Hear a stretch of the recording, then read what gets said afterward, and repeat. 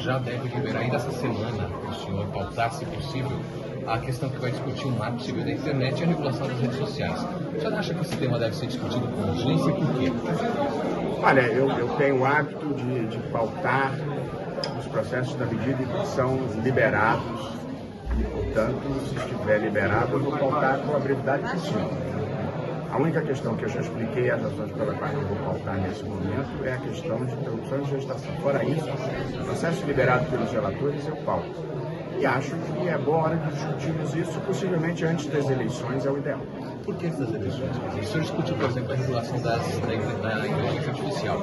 E há um temor de que se usem de fakes e outras tecnologias para distorcer a campanha eleitoral. Essa é a principal urgência para se regulamentar a inteligência artificial no Brasil? Acho que o meu tema de palestra aqui foi sobre a inteligência artificial, com as suas imensas potencialidades positivas e com alguns riscos. E dentre esses riscos está o uso da inteligência artificial para a massificação da desinformação. Portanto, nós precisamos enfrentar isso e não é fácil enfrentar isso apenas com regulação. É preciso empenho das próprias plataformas digitais, sobretudo para identificar o que seja criação de inteligência artificial e minimizar o risco do deepfake, que é a possibilidade de alguém me colocar aqui dizendo coisas que eu nunca disse. A liberdade de expressão está em risco, porque nós somos ensinados, como eu disse na palestra, a acreditar naquilo que nós vemos e ouvimos. O dia que não pudermos mais acreditar no que vemos e ouvimos, a liberdade de expressão terá perdido o sentido. Todos nós que defendemos a liberdade de expressão e a democracia, temos que nos preocupar com o uso indevido da inteligência artificial para a massificação da desinformação, da mentira, do ódio, dos ataques à democracia.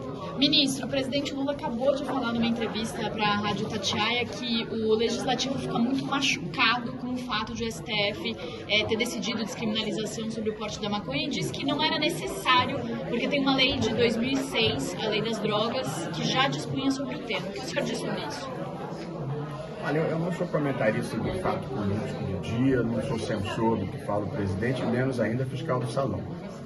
O que eu posso dizer é que o Supremo julga as ações que chegam lá, inclusive os habeas corpus e os recursos extraordinários de pessoas que são presas, às vezes com pequenas quantidades de droga, e nós somos obrigados a sermos capazes de distinguir entre o que seja consumo, o que seja porte para consumo pessoal, que não gera pena de prisão, e o que seja tráfico, que gera pena de prisão.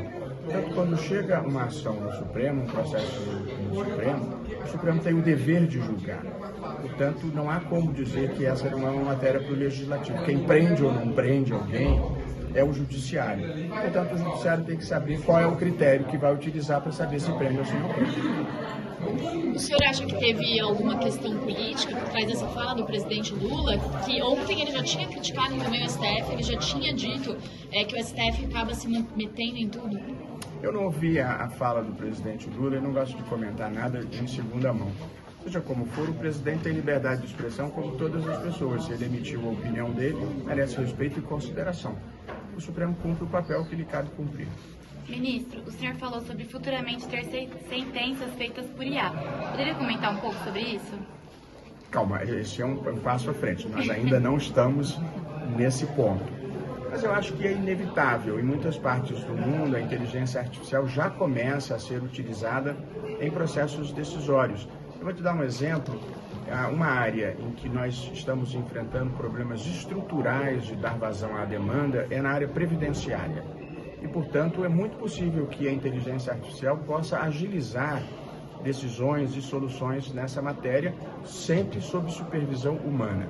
A inteligência artificial, ela não tem discernimento do que é certo e errado, do que é o bem ou o mal, ela atua com dados, instruções e objetivos com os quais ela é alimentada por pessoas humanas e, portanto, os juízes ou os administradores continuam responsáveis pelo que venha, pelo output, como se diz no jargão, da inteligência artificial.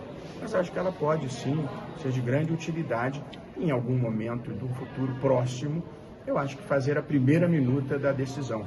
E acho mais, e acho até que nós vamos chegar ao ponto em que essa primeira minuta vai ser pública, mas a decisão final é do juiz. E se ele não adotar a solução proposta pela inteligência artificial, ele vai ter o ônus argumentativo de demonstrar por que ele não seguiu.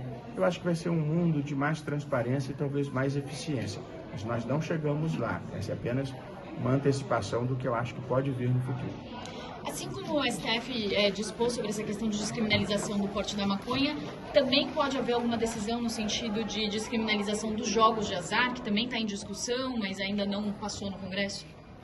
Essa matéria não chegou ainda no Supremo e possivelmente é uma questão eminentemente legislativa. No caso de drogas, a matéria chegava ao Supremo porque pessoas eram presas e nós tínhamos que decidir se deveriam permanecer presas ou não. E por essa razão era preciso estabelecer qual critério constitui infração penal. E, portanto, era preciso distinguir tráfico do consumo pessoal. Jogos de azar, que eu saiba, não gerou nenhum tipo de demanda ainda perante o Supremo. Aqui não há razão para eu me manifestar sobre isso. Ministro, o jurista Lênio Streck disse que tem dúvidas sobre como vai funcionar na prática essa decisão de agora do Supremo. Ele até brincou, ele disse, o policial, além de carregar uma pistola, uma algema e uma lanterna, ele vai carregar uma balança também. E o que ele quis dizer, na verdade, é que assim, o problema está na ponta da linha. É a polícia, principalmente a PM, quem prende na rua, e a gente sabe quem prende normalmente. Como que essa decisão pode, de fato, efetivamente ser colocada em prática para que as polícias mudem de comportamento com base nessa nova decisão? A decisão é muito clara. O porte até 40 gramas não constitui infração penal.